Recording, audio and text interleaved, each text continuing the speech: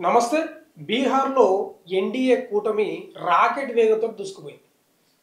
Exit polls అంచనాలను తలకిందులు చేసి మరీ రాకెట్ వేగం కంటే ఎక్కువ దూసుకుపోయింది. మామూలుగా కాదు. ఎందుకంటే ఎగ్జిట్ పోల్స్ కూడా అంచనా అటిటే ఏసినాయి. మహాగఠబంధన్ అయితే చతికిల పడిపోయింది. గింగిరాలు తిరిగిపోయింది.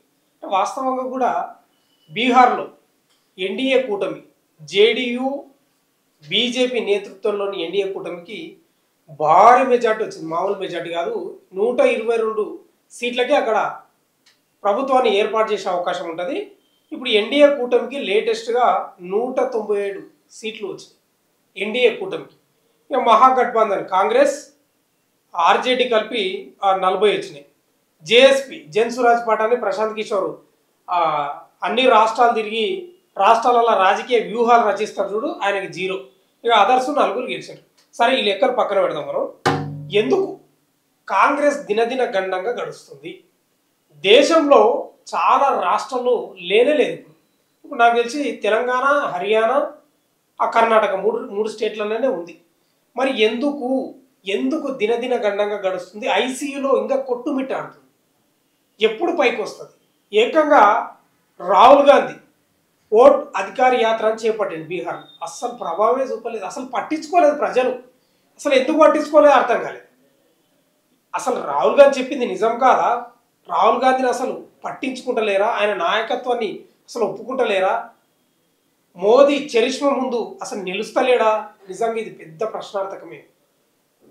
రాహుల్ గాంధీ దేశమంతా తిరుగుతున్నాడు. అక్కడ కర్ణాటకలో ఓట్ల చోటు జరిగిందని, బీహార్లో జరిగిందని రకరకాల వాదనలు చేసి ఎలక్షన్ కమిషన్ ఒక సవాలు విసిరిన పరిస్థితిని కూడా బీహార్ ప్రజలు అసలు పట్టించుకోలేదు. అసలు ఎట్లుందంటే ఎగ్జిట్ పోల్స్ ఇచ్చినాయి, అంచనాలు ఇచ్చినాయి. ఎన్డీఏ కూటమిలో గెలుస్తా అని చెప్పింది, కానీ ఈ స్థాయిలో భారీ స్థాయిలో పోతుందని మాత్రం అంచనా లేదు. అసలు మోదీ చరిష్మా ముందు రాహుల్ గాంధీ నిలవలేకపోతున్నాడు. జేడీయూ అధినేత నితీష్ కుమార్ యాదవ్ ఏకదాటిగా ముఖ్యమంత్రిగా కొనసాగుతూనే ఉన్నాడు. ఇక దాదాపు ఆయనే ముఖ్యమంత్రి అవుతాడు. మరి ఎందుకు ఇట్లా కాంగ్రెస్ ఎందుకు వెనకబడిపోతుంది? ఎక్కడ లోపం ఉంది? పార్టీలో లోపం ఉందా? రాహుల్ గాంధీలో లోపం ఉందా? అసలు ప్రజలు ఎందుకు మద్దతు పలకలేకపోతున్నారు అనేది ఒక క్వశ్చన్ మార్క్ మారేది. అంటే వాస్తవంగా కూడా మోదీ పదే పదే విమర్శిస్తుంటాడు. యువరాజు ఆయనకు ప్రజల కష్టాలు తెలియదు, ప్రజల గురించి ఏం తెలియదు, ఆయన అన్నీ డబ్బుల్నే పుట్టి డబ్బుల్నే పెరిగినని రకరకాల విమర్శిస్తుంటాడు. అంటే గతంలో కాంగ్రెస్ పాలనకు ప్రజలు కూడా ఇప్పుడున్న బీజేపీ ప్రభుత్వానికి, ముఖ్యంగా మోదీ నాయకత్వంలో దేశం యొక్క పరిస్థితిని కూడా గమనిస్తూ ఉన్నారు. ఇప్పుడు కాంగ్రెస్ కూడా ఎట్లుంటుందంటే, రాహుల్ గాంధీ ఏఐసిసి అధ్యక్షుడు అయితే అది వేరే విషయం. మల్లికార్జున ఖర్గేకి ఇచ్చిండు. మల్లికార్జున ఖర్గేకి ఇస్తే మల్లికార్జున ఖర్గే ఒకప్పుడు గొప్ప నాయకుడే ఉండొచ్చు, మంచి స్పీచ్లే ఇవ్వచ్చు. ఇప్పుడు ఎవరు దేక్తలేరు. ఆయన పరిస్థితి ఎట్లుందంటే, కూర్చుంటే లేవలేని పరిస్థితి, లేస్తే కూర్చోలేని పరిస్థితి. ఆయనను అధ్యక్షుని పెట్టి ఈయన అగ్ర నాయకుడిగా చెలామణి అవుతూ దేశమంతా తిరుగుతూ యాత్ర చేసి ఇట్లా రకరకాల యాత్రలు చేసినా, ఓటు అధికార యాత్ర చేసినా ఏ మాటకు ప్రజలు మాత్రం స్పందించడం లేదు. అంటే స్పష్టంగా ఏమర్థమవుతుందంటే, మోదీ నాయకత్వాన్ని దేశ ప్రజలు ఇంకా కోరుకుంటున్నారు అనేది స్పష్టంగా అర్థమవుతుంది. వాస్తవంగా కూడా కాంగ్రెస్ కూడా తన తప్పులు తెలుసుకోవాలి. మనం వాస్తవం కూడా మాట్లాడుకోవచ్చు. ఇప్పుడు ఉన్నది 3 రాష్ట్రాలే, తెలంగాణ, కర్ణాటక, హర్యానా అనుకుంటున్నాం. ఈ 3 రాష్ట్రాలకు కనీసం 2-3 నెలలకు ఒకసారి వస్తాడా? సమీక్ష సమావేశం నిర్వహిస్తాడా? అసలు ఎట్లా జరుగుతుంది పాలన, ముఖ్యమంత్రి ఎట్లా పాలన చేస్తున్నాడు, మంత్రులు ఎట్లున్నారు, ప్రజలు ఏమనుకుంటున్నారు, కనీసం వచ్చి ఒక సమీక్ష సమావేశం నిర్వహించరా?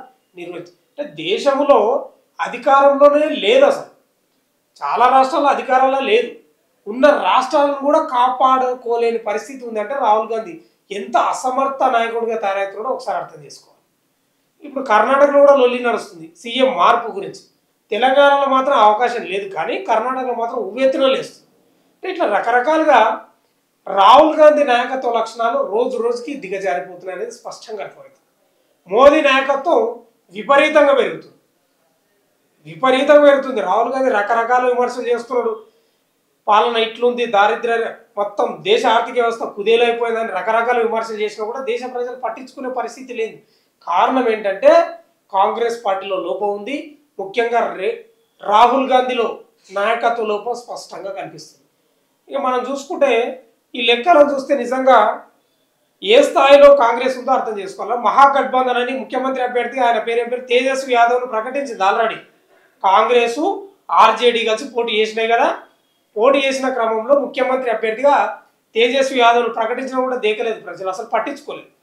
ఇక నితీష్ కుమార్కి జై కొట్టారు. మళ్ళీ ఇంకో వ్యక్తి గురించి మాట్లాడుకోవాలి. జేఎస్పీ జన్ స్వరాజ్ పార్టీ, ఈయన ఎవరు తెలుసా?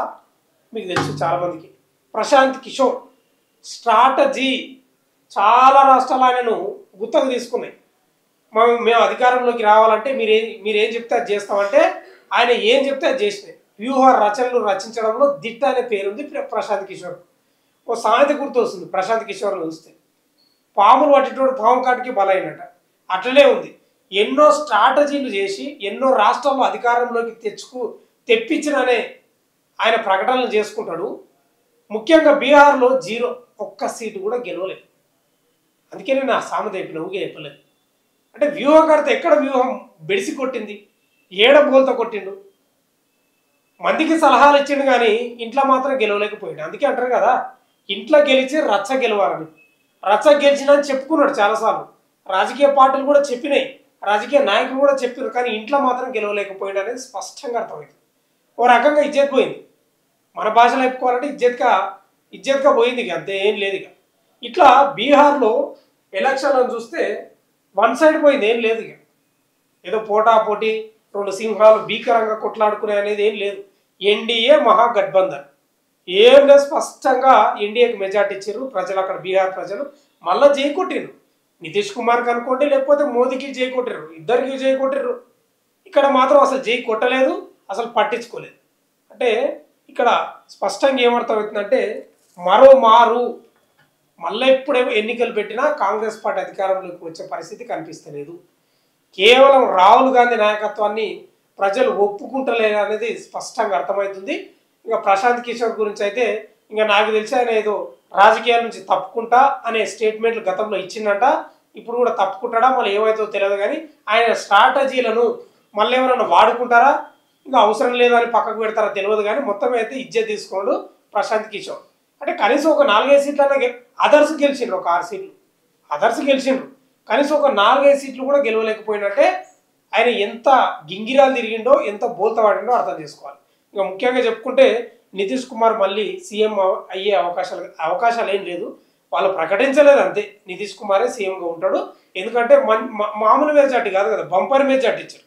ఈ మెజార్టీ తోటి ఇక నరేంద్ర మోడీ కూడా ఏం చేయలేని పరిస్థితి, ఇంకేం చేయలేడు. ఒకవేళ కేంద్ర మంత్రివర్గంలోకి తీసుకుందాం నితీష్ కుమార్ని అనే ఆలోచన కూడా చేసే ఆలోచన అయితే ఏం లేదు. ఖచ్చితంగా బీహార్ ముఖ్యమంత్రిగా నితీష్ కుమార్ మరోమారు చేపట్టబోతున్నాడు ముఖ్యమంత్రి బాధ్యతలు. ఇక ఇదే ఫైనల్. ఇక మొత్తమే అయితే రాహుల్ గాంధీ ఇక రేపటి నుంచి మళ్ళీ ఏమైనా స్ట్రాటజీ కొత్తగా ఆలోచిస్తాడా లేదా అనేది మాత్రం వేచి చూడాల్సిన అంశం అయితే ఉంది.